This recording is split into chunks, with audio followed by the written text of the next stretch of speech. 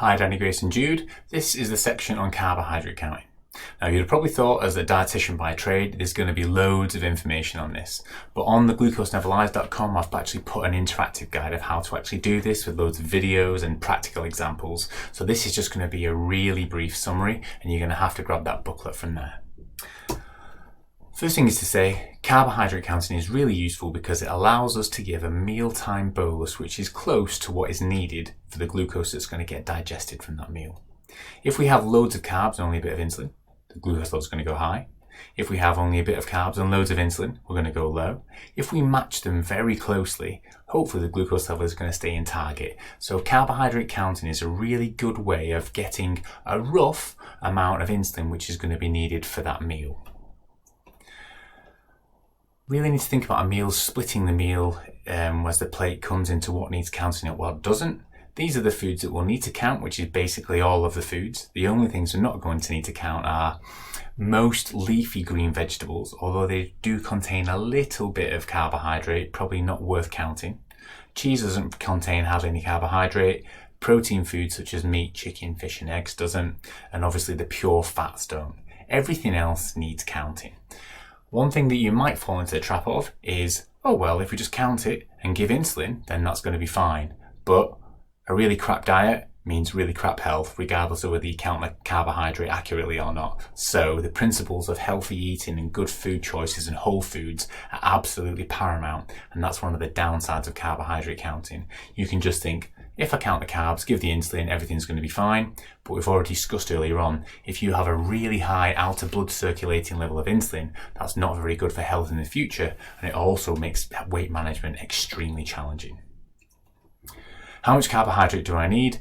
The million-dollar question. So lots of people are really keen on a low carbohydrate approach, and I used to follow a low carb approach. I used to be maximum 120 grams a day for quite a while, for maybe 5-10 years, because yes, it does allow very easy management of glucose levels because there's very little glucose going in from the food, or not much, and it's easier to match with insulin, and also the glucose level is never going to spike as high. So it's absolutely certain that a lower carbohydrate intake is going to be easier to manage from a diabetes perspective.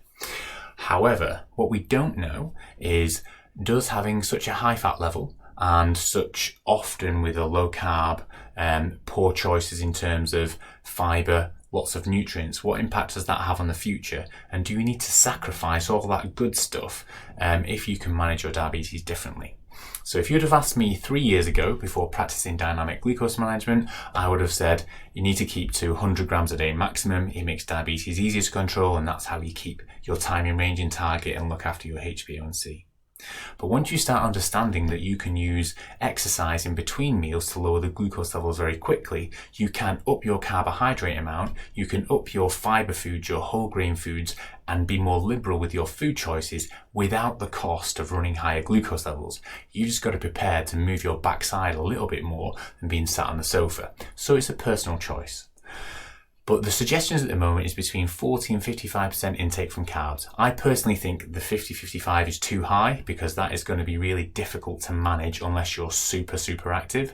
So my position will be at the moment, for myself personally, 35 to 40% of daily intake from carbs. So for Jude, you're very small at the moment, you're between 1 and 3 years old, that's 70 to 90 grams a day. Grace, 110 to 130. For me personally at the moment, 35 to 40% of my intake is about 250 grams of carbs a day, which is still a pretty decent amount, allows lots of liberal food choices, but it does also mean that I need to do a little bit of activity in between meals to make sure the insulin that I've given works perfectly with those type of meals.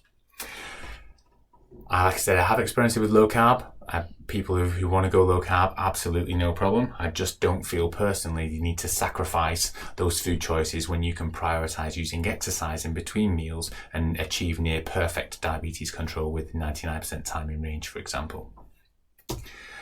How do you count the carbs? Well, if you're using carbs and calories, it's pretty straightforward. You find the food, you take the carb value in the green, divide it by the weight of that particular item on the picture, and then multiply it by your weight. So for example, if you had a plate of rice of 200 grams, you divide 51 by 63 times by 200, get 63 grams carbs. So if you're using the carbs and calories, that's pretty straightforward.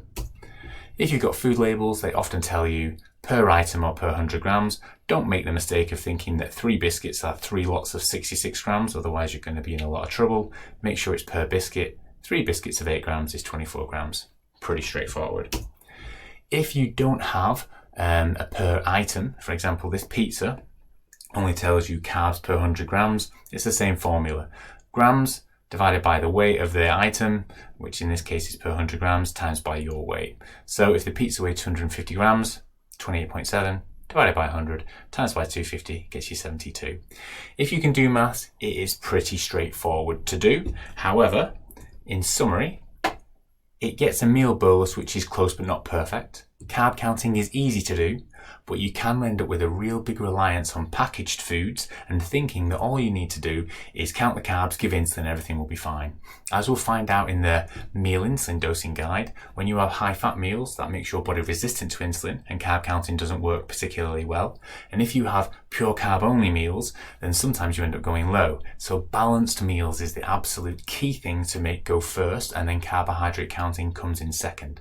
So carb counting is just a tool that's a very valuable tool, but it's just one tool from a nutrition management. What we're going to discuss next, which is 3 balanced meals, is the most important thing to concentrate on when we think about nutrition and type 1 diabetes.